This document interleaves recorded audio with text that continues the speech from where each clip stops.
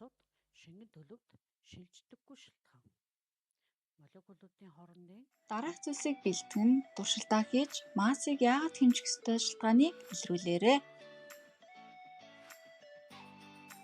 Гар утас тооны машин хоёрын аль нь хүндвэ? Гар утас тооны машин хоёр харагдах байдлаараа төстэй боловч гар дээрээ тавиад өргөж үзэхэд гар утас нь арай хүнд байна.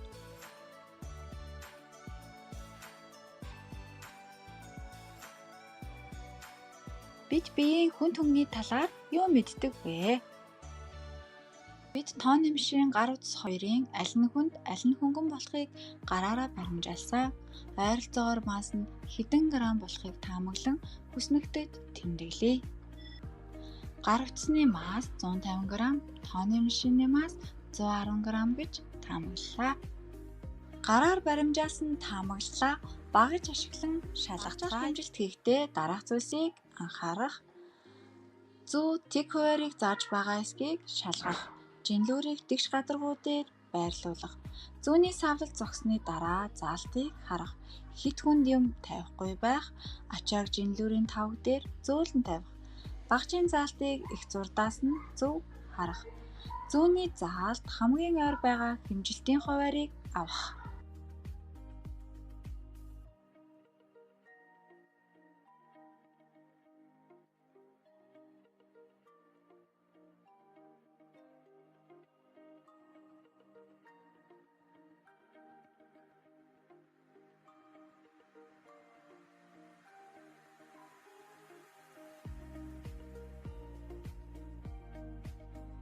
Гар утасны масс 193.9 г.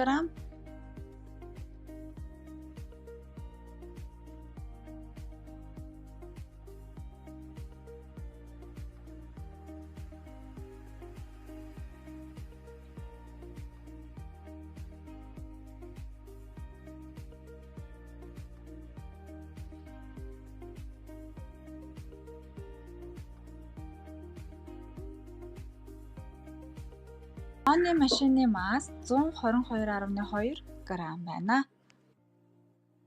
Гар утасны масс таамгаар хэмжихэд 150 г, жинлүүрээр 193.9 г байна. Хэмжилтийн зөрүү 43.9 г. Тооны машин таамгаар хэмжихэд 110 г, жинлүүрээр хэмжихэд 122.2 г байна. Хэмжилтийн зөрүү 12.2 г. Гараараа баримжаалан хэмжих нь таамаглалт төдий зүйл учир багжийн нарийн хэмжилтээс зөрүүтэй байна. Иймд үнэн зөв хэмжилт хийхийн тулд зориултын багаж ашиглах нь чухал юм.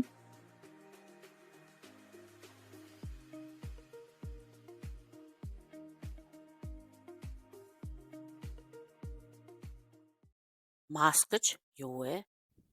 Хүүхдүүдээ маск гэдэг нь аливаа биеийн хэр их материал буюу бодис агуулж байгааг хэмжих хэмжүүр юм. Үүнийг нэгэн төрлийн агуулга гэж ойлгож болно.